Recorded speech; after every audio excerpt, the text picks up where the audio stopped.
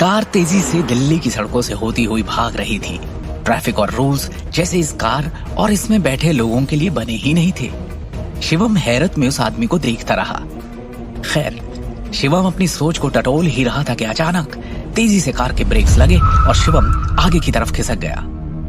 खुद को संभालते हुए उसने देखा कि कार एक सुनसान सड़क पर आकर रुक गई और फौरन एक आदमी आगे से उतरकर शिवम की साइड आया और कार का दरवाजा खोल दिया। चौंकते हुए उसने उस आदमी की तरफ देखा और हजारों सवालों में से सवाल पूछने का मन बनाने लगा कि इतने में वो आदमी बोल पड़ा। पहले ही कह चुका हूं मैं आपसे, आपको किडनैप या आपके साथ कुछ भी गलत करने की मैं सोच भी नहीं सकता। सर को ये कभी पसंद नहीं आएगा। इस वक्त आपको कोई टैक्सी नहीं मिलती और फिर उन नारंग के यहाँ की शादी ही क्यों ना हो। आप टैक्सी से उतरते हुए अच्छे नहीं लगेंगे। बड़ी गाड़ी से उतरकर वहां एंट्री मारना आपको सूट करता है। आखिर आप शाह खानदान की आखिरी उम्मीद है। डोंट वरी, होटल यहां से थोड़ी ही दूर है। कोई आपको हमारे साथ नहीं दिखेगा। शिवम ने बिना कुछ कहे दरवाजा बंद कर दिया और पलटकर खड़ा हो गया। कार तेजी से वहां से निकल गई और तब उसने अपनी जेब से निकालकर सिगरेट जलाई और सड़क की दूसरी तरफ मुड़कर चलने लगा। चलते हुए अतीत के गहरे राज उसकी आंखों के सामने नाचने लगे। सिगरेट के हर कश के साथ वो दर्द और वो जहन से कभी ना मिटने वाली भयानक सच्चाई उसके अंदर घूम घूम कर धुएं के साथ बाहर निकल रही थी। एक कुटिल मुस्कान के साथ उसके मुंह से फिर निकल पड़ा, शाह खानदान। और वो सोच के समंदर में डुबकियां मारते हुए सा हो गया। पूरी दुनिया में शाह खानदान का रुतबा गौर करने वाला है। नाम, शान, शौकत और दौलत की कोई कमी नहीं है उस परिवार में, जिसके मुखिया थे शिवम वर्धन शाह। गुजरात के सूरत शहर का एक छोटा सा व्यापारी जिसने दिल्ली आकर अपनी जड़ें जमाई और देखते ही देखते बिजनेस की दुनिया में राज करने लगा। और उनके घर जब उनका सबसे पहला पोता हुआ तो शोहरत की परंपरा को कायम रखने के लिए उस पोते का नाम रखा गया शिवम शाह। कहा जा सकता है कि शिवम उसी वैभव और इज्जत का हकदार बन सकता था। जन्म से ही उसकी किस्मत में एक बड़ा आदमी बनकर रुतबे से रहने की आंधी घूमनी चाहिए थी, लेकिन ऐसा कुछ नहीं हुआ। क्योंकि बात कुछ ऐसी थी कि शिवम वर्धन के दूसरे बेटे भावेश, जो शिवम के पिता भी थे, उन्हें एक दूसरी औरत अंजलि की तरफ आकर्षण हो गया। और शिवम जब महज 14 साल का था तब भावेश ने एक साथ कई गलत फैसले ले डाले। अपने बड़े भाई भौतिक और छोटे भाई भूषण से वो शिवम वर्धन की सत्ता की राजगद्दी के लिए तो लड़ ही रहे थे, लेकिन उसके साथ साथ उन्होंने शिवम की मां मृणाल को तलाक भी दे दिया और शादी करके अंजलि को घर ले आए।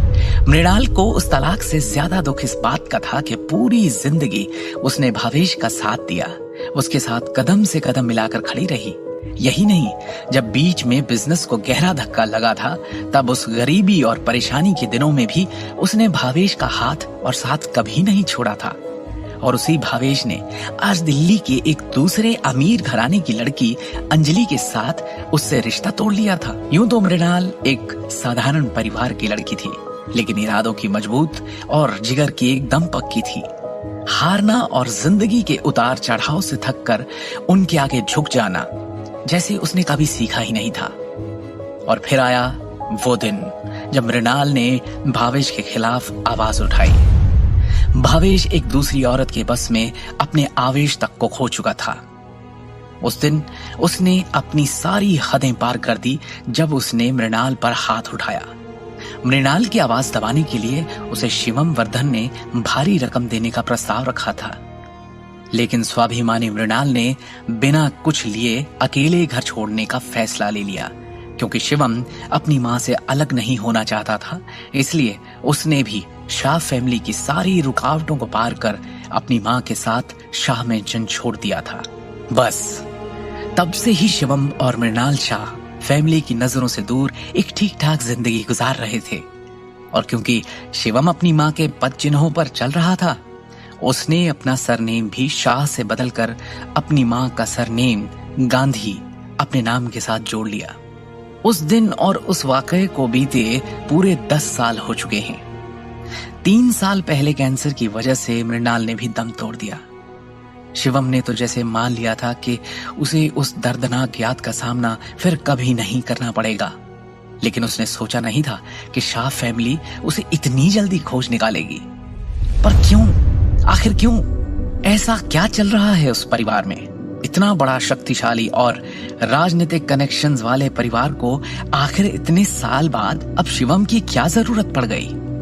क्यों सर, मतलब भावेश शाह अब शिवम को वापस शाह फैमिली का हिस्सा बनाकर शाह मेंशन में लाना चाहते हैं? ये सवाल उसके अंदर तूफान मचा ही रहे थे कि उसने देखा उसकी सिगरेट खत्म हो चुकी है।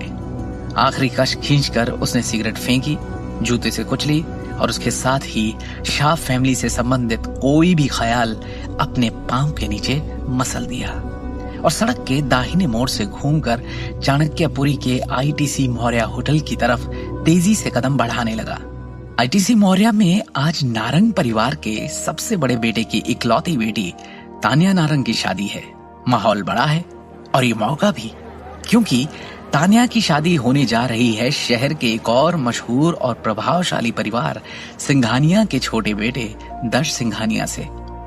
शहर में बहुत कम मौके ऐसे होते हैं जब इतना बड़ा और विशाल गठबंधन देखने को मिलता है। अब क्योंकि ये दिन और ये शादी इतनी अहम है तो शहर के सब बड़े बड़े प्रभावशाली लोगों को यहाँ बुलाया गया है। बड़े बड़े इंडस्ट्रियलिस्ट, बिजनेसमैन, नेता, अभिनेता, बहुत से खास लोग आज यहाँ पहुंचने वाले हैं और उन्हीं के बीच होने वाले हैं नारंगी फैमिली के लोग भी, जिनके साथ शिवम का एक गहरा रिश्ता जुड़ चुका है।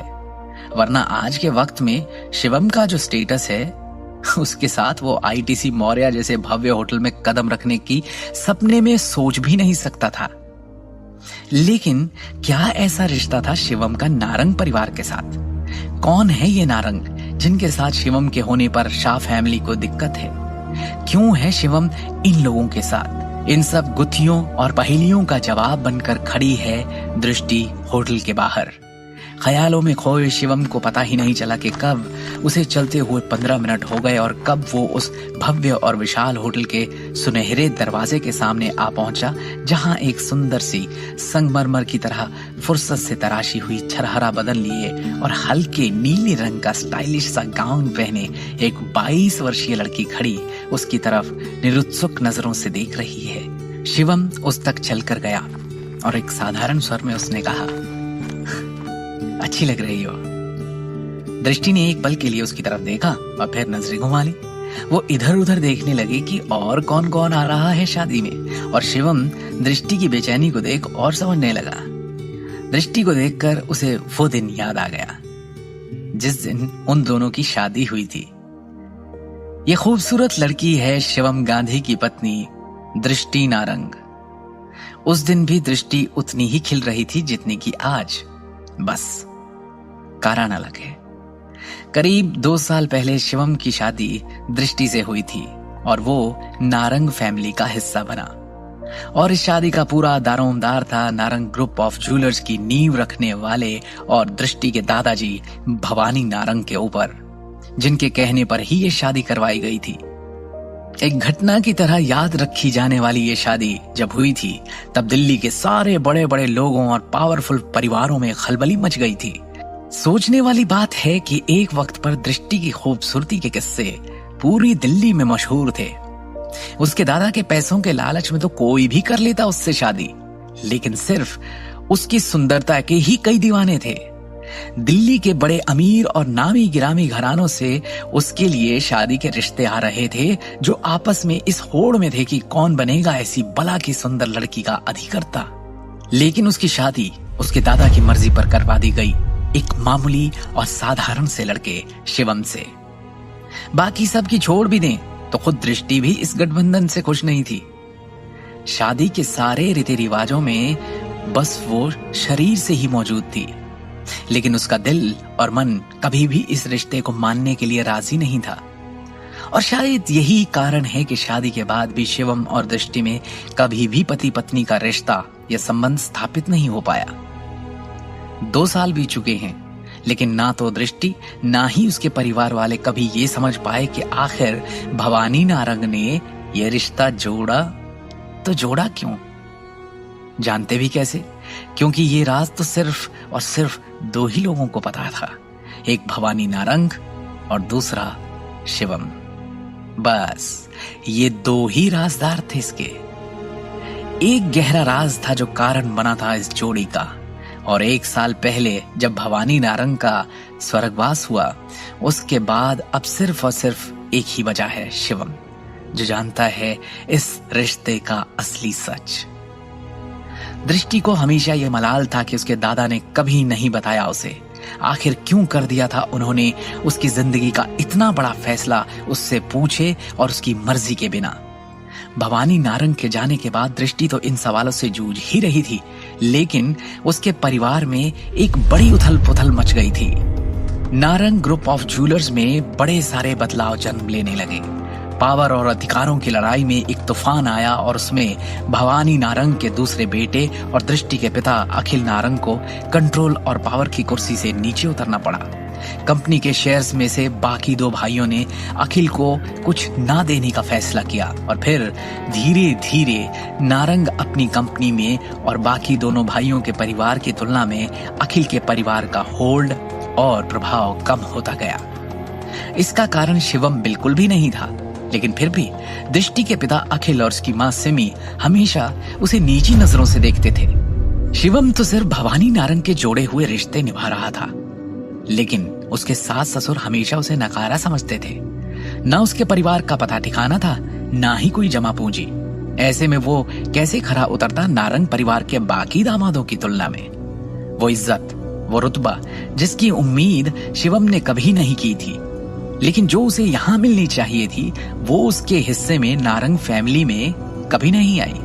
सिर्फ दृष्टि ही नहीं, बाकी परिवार के लोगों ने भी कभी उसे दामाद होने का दर्जा नहीं दिया और बस उसे नीचे ही समझा था। शिवम तो सिर्फ भवानी नारंग के जोड़े हुए रिश्ते निभा रहा था, लेकिन उसके सास ससुर उसे हमेशा नकारा समझते थे। ना उसके परिवार का पता ठिकाना था, ना ही कोई जमा पूंजी। ऐसे में वो कैसे खरा उतरता नारंग परिवार के बाकी दामादों की तुलना में। वो इज्जत, वो रुतबा जिसकी उम्मीद शिवम ने कभी की ही नहीं थी, लेकिन जो उसे यहाँ मिलनी चाहिए थी, वो उसके हिस्से में नारंग फैमिली में कभी नहीं आई। सिर्फ दृष्टि ही नहीं, बाकी परिवार के लोगों ने भी कभी उसे दामाद होने का दर्जा नहीं दिया और बस उसे नीच समझा था। खैर, यहाँ होटल के बाहर खड़े शिवम समझने की कोशिश कर ही रहा था कि दृष्टि की बेचैनी का कारण क्या है कि इतनी में दृष्टि उसकी तरफ मुड़ी और तपाक से बोल पड़ी, शिवम प्लीज अंदर रिसेप्शन के बाद डिनर के वक्त ज्यादा बात मत करना। शिवम बिना कोई जवाब दिए आगे बढ़ने लगा जब दृष्टि ने उसे आवाज दी, शिवम। शिवम रुका और दृष्टि उसके पास चलती हुई आई और बड़े गंभीर स्वर में कहा, अंदर साथ जाएंगे, लेकिन याद रखना आज का दिन बहुत खास है हमारे लिए। हमारा पूरा फ्यूचर सिर्फ आज पर टिका है। अंदर मैं कुछ ऐसा करने वाली हूं जिसके बारे में किसी ने कभी सोचा भी नहीं होगा। शिवम ने हाँ में सिर हिलाते हुए धीरे से कहा, जानता हूं। और वो दोनों अंदर की तरफ बढ़ने लगे। शिवम जानता था कि दृष्टि आज क्या करने वाली है और क्यों। क्या चल रहा है दृष्टि के अंदर, क्या करने वाली है वो आज, क्या राज है जिसके कारण शिवम और दृष्टि की शादी करवाई गई थी। आगे की कहानी जानने के लिए सुनते रहिए Shivam the hidden warrior, only on pocket FM।